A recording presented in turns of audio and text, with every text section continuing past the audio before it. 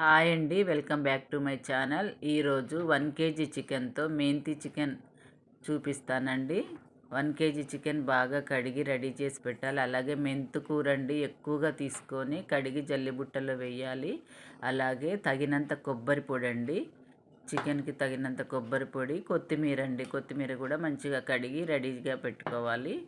ఇప్పుడు చూడండి, ఇదంతా రెడీ చేశాక ఇప్పుడు మనము స్టవ్ వెలిగించి కళాయి పెట్టాలండి. మెంతుకూర మాత్రం చాలా తీసుకోవాలి.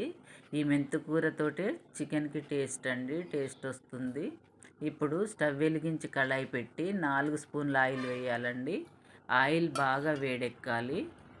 ఇలా 4 స్పూన్లు వేసాక వేడెక్కాక ఒక 5-6 పచ్చిమిర్చి కట్ చేసి వేయాలండి. పచ్చిమిర్చి కూడా మంచిగా ఫ్రై అయ్యాక ఉల్లిపాయలండి, ఉల్లిపాయలు ఒక 2-3 ఉల్లిపాయలు కట్ చేసి తాలింపులో వేయాలి. అలాగే ఒక 2-3 స్పూన్ల సాల్ట్ అండి, చికెన్కి తగినంత సాల్ట్ వేయాలి. 1 స్పూన్ పసుపు వేయాలండి. ఈ విధంగా వేసి మంచిగా కలిపి ఫ్రై చేయాలి. ఇప్పుడు మనం అల్లం వెల్లుల్లి పేస్ట్ వేయాలి. చికెన్ కాబట్టి అల్లం వెల్లుల్లి పేస్ట్ ఒక 2 స్పూన్ల అల్లం వెల్లుల్లి పేస్ట్ వేయాలండి.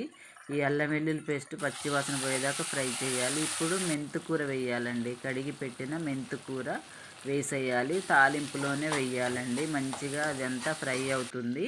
ఇప్పుడు చికెన్ వేసేయాలి. చికెన్ అంతా అందులో వేసేయాలండి.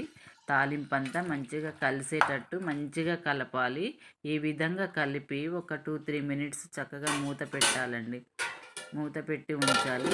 ఇప్పుడు చూడండి మంచిగా మగ్గింది. ఇప్పుడు మనము కొబ్బరి పొడి వేసేయాలి.